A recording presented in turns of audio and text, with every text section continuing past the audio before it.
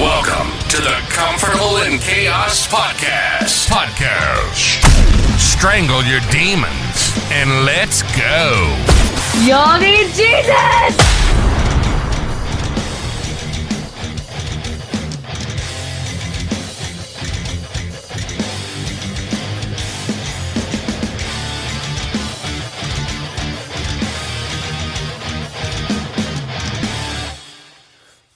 Welcome back to the Comfortable in Chaos Podcast, Episode 2 with professional bull rider Micah Morales. All right, Micah. We're still here. We took a little break, and we're ready to pass on some more wisdom. So, I would think to rise up to your level, I mean, honestly, you're always doing some introspection. You're trying to learn about yourself, but you're also trying to learn about these bulls. And really, that's your opposition when you're getting into the ring.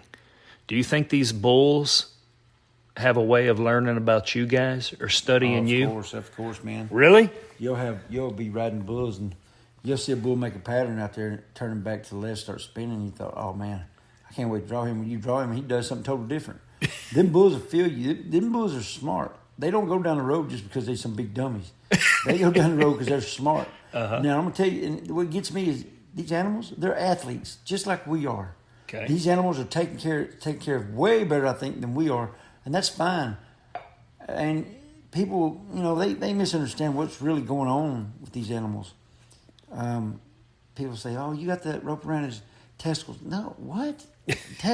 I'm telling you what, if I was to have somebody have a rope around my testicles, I'm not going to kick, jump. I'm going to squat down and ball up. I mean, it's in the front flank, just like it is on your bull ropes in the front flank, just like the flank ropes in the back flank. And all they're trying to do is just kick it off there. Yeah. And then eventually they learn from being a calf. Hey, this is what I do. They go out there, they do the thing. Hey, it's just another job to them, but they're very athletic. And you think you're just going to sit on the couch and eat tater chips and watch movies? Hey, I'm going to be a bull rider too. Well, there's a lot of couch sportsmen out there that's a bad guy. I love watching a boxing match or some of that UFC, and these guys, man, I'd get up there. If I was up there, I'd do this, I'd do that. Oh, yeah. Okay? I tell you what, they're on round 5? How about you I tell you what you do. We'll take that same amount of time. You get on that punching bag. Don't stop now. I don't want you to give up for that same amount of time. What happened? You ain't even make it round 1. These guys... Yeah, in your head you want to, but you physically can. Exactly. And it's just, these bulls go up and down the road just like we do. Yeah. These bulls are so well taken care of. They have insurance on these bulls just like we have insurance on us. Mm-hmm. They're very, very smart animals. They feel you one way, they'll go another. They rock and they'll roll, and you just, are you outsmarter than them? Can you, is your talent better than their talent? Yeah, you're going to get, every bull can be rode and every cowboy can be throwed. But I will say this, not every bull or every cowboy that's been in that arena thought, well, okay, what am I going to do here? Okay, does something. If that bull gives up, he ain't no athlete to me. If that cowboy gives up, he ain't no athlete. When you're training them bulls, bull get out there and start bucking, turns back, cowboy starts spurring on him. Don't spur him. Look here, I'm going to tell you something. Do everything you can. Ride for 10 seconds. Heck with 8. Ride for 10. I want to know if that bull's got a heart. That's what I want to know. And nowadays, these bulls are so bred to buck. Well, ladies and gentlemen, we need some cowboys. So I like to say, we need to start breeding cowboys, stop breeding bucking bulls, because there's plenty of them rank bulls out there. That is awesome, man. Okay. I like it. You just called everyone out. Okay. All right. Tell me about what was your favorite arena to ride in or which rodeo. And then tell me about the what you conceived to be your best ride or the ride you were most proud of. Let's see here. the best, my favorite arena, it's crazy. I would have to say, it was the backyard bull riding there at my grandpa's. Well, it wasn't a bull riding, it was just a catch pen, cattle pen, and we ended up taking a squeeze chute, making a bucket chute out of it, because I learned so much there in that one arena that helped me in so many others, So you would have rathered that instead of all these big stadiums. Yeah. That's your favorite. That's my favorite. My best ride. My favorite ride is when my mama was there, She didn't go to very many. She'd go to probably 4 or 5 out of all the years I rode. But other than 4 or 5, I placed them every time she rode. And I didn't even think about it. Mama, you want to go tonight? Where you going, baby? I'm going to go such bull riding. Oh, no, baby, you go ahead. I got something I got to do. She'd come up with some excuses. And, I never thought about it. And I asked her one day, we were sitting on the couch in the living room. I said, Mama, why don't you go to a lot of my bull ridings? Well, hopefully one day you'll know what I'm going through whenever you go to get on. Mm-hmm. And I do. I've got a son and daughter, and that boy of mine, he wanted to ride bulls so bad. He wanted to ride bronc horses, is what it was. And when I went and picked him up from Washington State, he come back down here and he never told me. It was just a surprise. I get this phone call. Hey, Micah, you'll never guess who's over here in Jasper at Bibles and Bulls getting on a bull. I said, who? Your son. I said, what? No, he ain't. He said, yeah, he is too. You know what? He didn't tell me, so I'm just going to let him do his thing. Y'all let me know how he does. Okay. I said, who's fighting bulls? They said, well, they got a couple of people out there. So I called Cody Sterling. I said, hey, Cody, that boy mine's riding. He gets in a bind. Get him out of there. He said, I got him. I said, okay. Well, he come by and he said, Dad, I got something to tell you. I said, what's up, buddy? I got on the bull last night. I said, you did? He said, yeah. I said, well, did you like it? No, I loved it. I said, oh, dear. This is going to be good or this is going to be bad? Well, remember me telling you about the whole heart thing? Yep. Well, about, 5 or 6 bull rides later, he got stepped on right in his where his esophagus is, right in the middle of his throat. The dew claw cut him pretty good. It scared him so bad. You know what? I don't think I want to ride bulls no more. Well, hey, I wasn't mad at him. That's his own choice, his own life, His heart ain't in it. That's fine. What is his heart in? Well, duck hunting.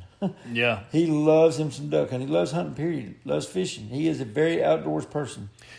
And you think after that close call that he had, and I can't imagine any call any closer. It scared him enough. And then if he's going to keep going, and that's in the back of his mind, that's a recipe for getting hurt. And it is. You get down on that bull, and after you go riding bulls for a while, it's a mentality game. You got to have that mental game when you get in there. Hey, you get down in that bucket, you put your knees in there, and this bull starts kicking. Let him kick. Just let him know you're there. Do things respectfully. Hey, as soon as you get up to that bull, go ahead and start. All right, Micah. Now, you've told me about that awesome ride you had at the Calgary Stampede, and I think that was 87 points. Yeah. Do you remember that bull you were on then? I do. I remember seeing him a couple of times. Doug Vold had him. He owned the bull. What was the bull's name? Darth Vader. Darth Vader, I think it was. Something like that. I know he's V21 was his fire brand. But, them bulls, they'll go by different names at certain pro rodeos, so different associations, Yep. Or whoever's representing the bull. I really didn't know much about the bull. I had seen him one or two times, just kind of vaguely remembered him. But I can tell you this much, when I got on him, I don't remember much of that ride, but except when I did come off, I got to land on my knees and hands, and when I looked up, I knew something was fixing to happen. I was running, getting away from him, and I got to look behind me. Oh, my goodness. I have got this thing in low granny. I got to get up and overdrive real fast, quick, and hurry. And I had a rooster tail hit behind me, and I got on up on that fence. Old boy's like, man, you sure can run. I said, you could too. Some of that big was behind you. Well, hey, on that note, tell me about these bullfighters, these rodeo clowns. Man. Well, you got your bullfighters, we call bullfighters, which is basically cowboy lifesaver. I mean, that's what they are. They get out there. When you fall off, you get thrown, you jump off. When you dismount that bull and you're coming off, their part of the game is to get that bull's attention. Who's ever first at his head starts get your attention. When that bull gets his attention to you, now it's that other bullfighter's job to come in there and stay right there pretty close to where in case he loses attention to you, that other bullfighter's going to pick him, get that bull right to get time to get out of there. Yeah. They're a cowboy lifesaver. Then you got your rodeo clown. Well, everybody thinks these rodeo clowns, they're funny man. That's funny man. No, let me tell you something about these barrel man and funny man. They can fight bulls too. They've been there. They know what to do. If he gets down bad enough, two bullfighters with all we got, they get down where they can't help this cowboy. I promise you, them barrel man, they ain't just funny. They know what they're doing too. So yeah, it's all about rodeo. It's part of rodeoing, These bulls, yeah, they got so much testosterone. It's just a freak of nature. The beast. I mean, they throw you. Some of them don't even care about going to you. Some of them throw you, and he's still hot. He's wanting to get you now. And some things I used to think of was this: I get thrown. Yeah, I deserve a hooking. I don't. I hope it don't hook me. Yeah. Man. Okay. All right. Well, I'm going to actually hand you the microphone right now, Micah, and I want you to tell me maybe what was the biggest thing you learned about yourself while you were a professional bull rider? How did it shape you as a man? I don't know if you had a family at that time, or how did it affect your family life? And here it is. All right. Well, from the time I was going to these amateur rodeos, I always remember two people that really got me interested in rodeoing. It was my grandpa, which is my mama's daddy, and my dad. They got to be tough, in order to get on stuff like that. Well, as I got older and was doing what I loved to do, well, it's like all your buddies, they did the same thing, but yet they started quitting on, they getting time, they had to give it up and start living life, making a living for themselves. Well, that's what I wanted to do to make a living, was ride bulls. And I didn't get to for a while. I had, still work, keep a job, this and that. I didn't have a family at the time. And then all of a sudden, when I did start making money, is when I was up in Colorado. Nobody knew who I was. It's like you get a whole new chance, And everybody's like, well, who is this little short son of a gun? Short? I wasn't short. They want to know, who is this guy here? He's new here? Man, he's a bull riding little dude. Well, I wouldn't listen to all them negatives, Excuse me. And next thing you know, I found myself one day in a pinch to where I couldn't ride a stick horse. I couldn't even ride a fence gate. I couldn't even ride a car seat. I mean, it was bad.